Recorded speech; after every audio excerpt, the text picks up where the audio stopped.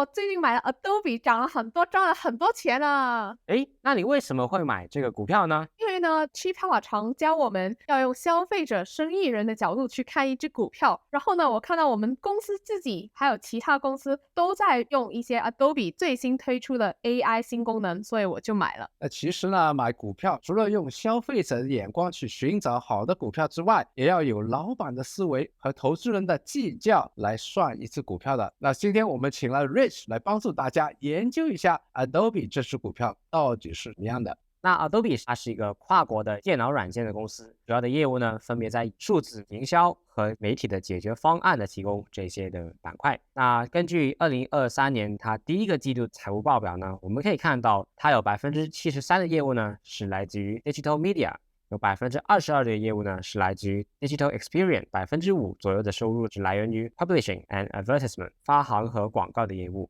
那 Adobe 呢，它是一个历史非常悠久的公司，是在1982年创立的，而且呢，它可以说是这个行业里面的一个标杆。它很多的名词呢，也已经是一个行业的标准。比如说，一起来拍照，请你帮我 P 一下。那 P 一下这个动词呢，其实就代表着这个 Adobe 产品旗下的一个软件叫 Photoshop。我们可以看到呢 ，Adobe 旗下的很多软件呢，都是一个行业领先的地位。当中呢，很多的专业人士他是有非常高的需求和他是一定要去学习这些软件的。比如说呢，有一些设计师，包括影片的剪辑团队，包括摄影师，包括动画制作的这些工作人员等等，这些行业里面的人呢，很多人都是需要去用到 Adobe 旗下的 Creative Cloud 里面的一些软件，比如说 After Effects、Lightroom、Photoshop 等等这些软件。那作为一个摄影爱好者呢，我也是经常会用到 Adobe 旗下的一些产品，例如 Photoshop 和 Lightroom 这些软件。那我也是觉得呢，这些软件呢非常的方便，并且呢可以让我更有效率的去修图。所以呢，我觉得 Adobe 这个公司第一个优点是一个这个行业里面的领先地位，并且呢很多的专业人士都会去使用，领先的地位非常巩固。那很多人都会反馈呢 Adobe 的这些软件的学习成本呢非常之高，而且呢是使用上来非常的困难的。而在过去呢，大部分都是由一些专业的人士去使用这些软件的。而我觉得呢，这个可能是缺点，也可能是一个优点。优点是什么呢？比如说有一些新的软件，或者是有一些新的产品出来之后，如果叫一个摄影师他要彻底的放弃 Photoshop， 要去学习另外一个软件，这个可能对于摄影师来说是非常困难，因为他过去已经花了很多的时间，并且呢花了很多心思去研究这个软件。我觉得它 Creative Cloud 里面的一些产品呢，它有一个很大的优点，就是它的这个转换的成本呢非常的高。虽然呢它是进入的壁垒是比较难，它的学习成本呢比较高，但是呢因为它是一个专业人士认证的软体，几乎在过去所有范畴里面的专业人士呢，他都一定要去学习。那第二个，我觉得 Adobe 是一个非常吸引的公司呢，就是这家公司实在太会赚钱了。那我们来看一下它第一个季度的一些数据。它第一个季度呢，它的总营收是46.55亿美元，同比增长呢有大概9.2%，当中 Digital Media 呢，它占了大概73%，它的营收是33亿的美元，而它的 Digital Experience 呢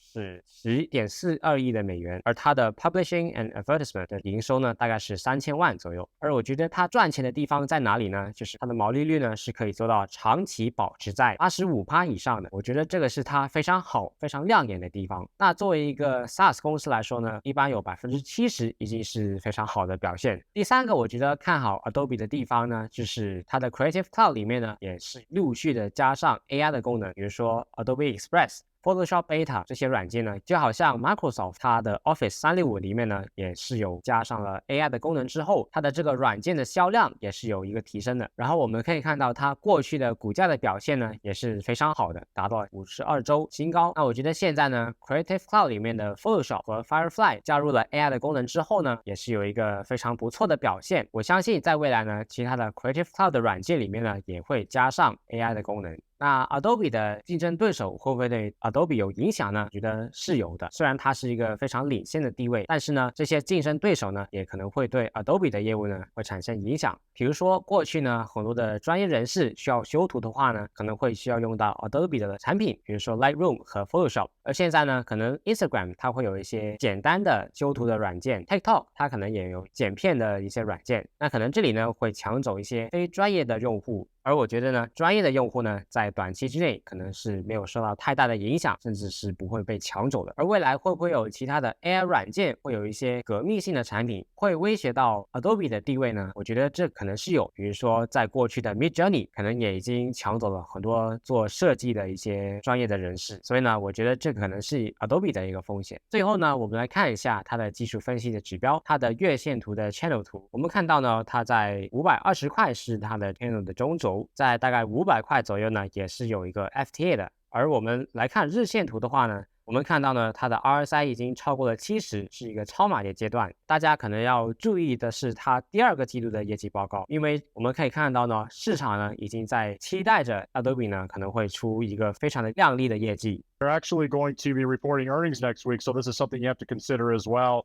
if you're taking on a new investment in the stock. And they're expecting, from the standpoint of earnings per share, an increase of about 13% year over year, and revenue with an increase of expectations of about 9% year over year. 那万一这个业绩报告不及大家的预期的话呢，可能会有一个调整。要投资先求知，如果大家没有学过正确的投资方法的话呢，那就不要买股票了。看到现在的你，给自己一个赞，也给我们一个赞吧。记得分享、订阅和留言。那我们下条影片见。